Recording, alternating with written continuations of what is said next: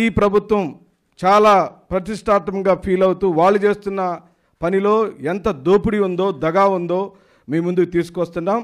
దళితులకు అమరావతి ప్రాంతంలో ఇచ్చిన 54,000 ఇళ్ల పట్టాలలో మన దళిత సమాజ వర్గానికి సంబంధించిన ఇళ్ల పట్టాలు ఎన్ని ఉన్నాయో అవి వెంటనే ఆ దళితులకు అందజేసే విధంగా ప్రభుత్వం చర్య తీసుకోవాలని ఈ సభ ఆ ప్రభుత్వాన్ని డిమాండ్ చేస్తూ తీర్మానిస్తుంది. రాజధాని ప్రాంతంలో దళితుల నుండి అక్రమంగా లాక్కున్న అసైన్డ్ భూములను తిరిగి వాళ్ళకి వెంటనే వాళ్ళ చేతికి అసైన్డ్ భూములను అప్పజెప్పాలని ఈ ఎస్సీ విభాగం రాష్ట్ర కమిటీ తీర్మానం చేస్తుంది. ఈ తీర్మానాన్ని మీరందరి యొక్క ఆమోదం కోరుకుంటున్నాను. మన పార్టీ రాష్ట్రం నుండి గ్రామం వరకు సంస్థాగత నిర్మాణం జరుపుతున్న సందర్భంలో ఎస్సీ కమిటీలన్నింటినీ త్వరితగతిన పూర్తి చేసుకుందాం. రాష్ట్ర కార్యవర్గ సభ్యులను అనగా ఉపాధ్యక్షులను, ప్రధాన కార్యదర్శులను, సంయుక్త కార్యదర్శులను ప్రతి జిల్లాకు బాధ్యులుగా నాయకత్వం యొక్క ఆమోదంతో రేపో మాపో ఫోన్ కాల్ ద్వారా, వాట్సాప్ల ద్వారా నియమించి మీరు ఏ జిల్లాకి బాధ్యులుగా నియమించారనే కార్యక్రమాన్ని ప్రకటించబోతున్నాం. మీ అందరికి ఆమోదం అయితే దాన్ని కూడా ముందుకు తీసుకెళ్తాం.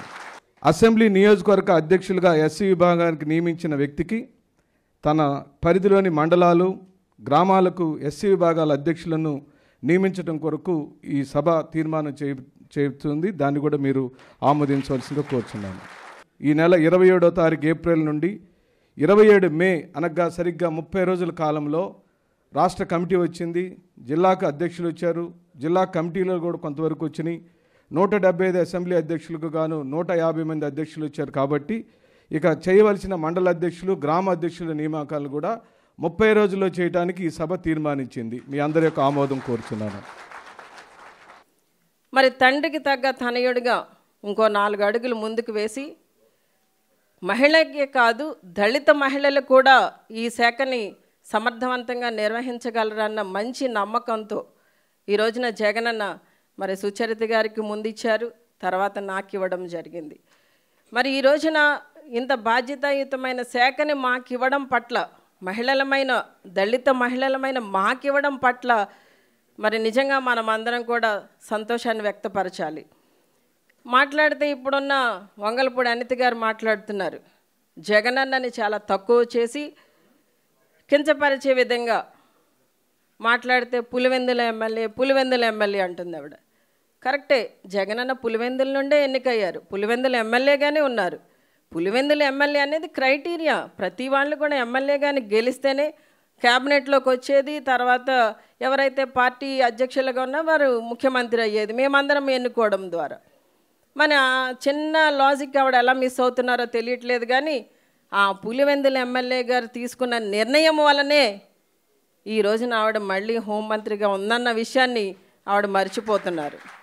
24 క్యారెట్ గోల్డ్ మన జగన్మోహన్ రెడ్డి గారు అని చెప్పి కూడా ఈ సందర్భంగా నేను మీ అందరికీ మనవి చేస్తూ ఉన్నాను. అది ఒక నిజాయితీ, ఒక నిబద్ధత. మేము చూసాం, దగ్గరగా ఆయనతో పాటు పనిచేయడం జరిగింది. Babasaheb BR Ambedkar statue in the middle of Vijayawada నడి బొడ్డున దళితుల యొక్క ఆత్మగౌరవాన్ని వాళ్ళని తలెత్తుకునే విధంగా, అందరూ చూసే విధంగా బాబాసాహెబ్ బిఆర్ అంబేద్కర్ గారి భావజాలాన్ని తీసుకొని స్ఫూర్తి పొందే విధంగా ఆయన విగ్రహం ఒక చోటగా ఒక బిఫిట్టింగ్గా ఆ ప్లేస్ ఆయనకు ఇవ్వాలని చెప్పి ఆ యొక్క ఆలోచన చేసిన వ్యక్తి. రేపు రాబోయే రోజుల్లో ఎన్నికల్లో కూడా మన యొక్క ఆలోచన విధానం, మన యొక్క ఎక్స్పీరియన్స్ ఏదైతే ఉందో జగన్మోహన్ రెడ్డి గారి భావజాలానికి జోడిస్తూ ప్రజలకు దాని మీద అవగాహన కల్పిస్తూ ముందుకు పోవాలి. ఇందాక చెప్పినట్టు సంక్షేమం ఎవరికి కావాలా? బడుగు బలహీన వర్గాల వారికి, అణగారిన వర్గాల వారికే సంక్షేమం కావాలా.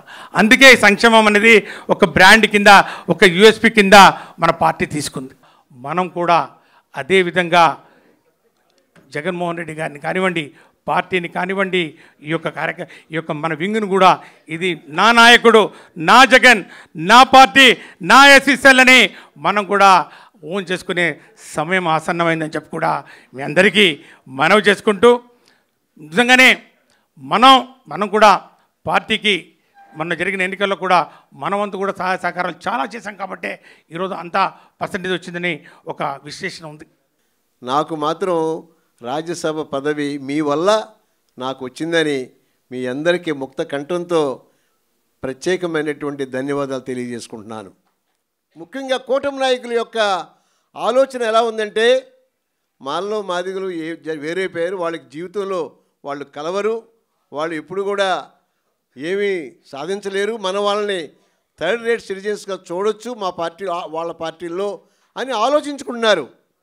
కానీ ఈ రోజున ఈ సమావేశం చూసిన తర్వాత ఇంత నిబద్ధతతో జరుగుతున్నటువంటి సమావేశంలో మనమందరం కూడా ఒకే ఒక నినాదం, మన నినాదం ఏంటంటే పేదల యొక్క ప్రభుత్వాన్ని మళ్ళీ తీసుకురావాలి, మన పేదల పెన్నిదైనటువంటి జగన్మోహన్ రెడ్డి గారిని ముఖ్యమంత్రిగా చేసుకోవాలనేటువంటి ఏకైక ధ్యేయంతో మనం అందరం కూడా ఉన్నందుకు మరోసారి మిమ్మల్ని అందరిని కూడా నేను ఎప్రిషియేట్ చేస్తున్నాను.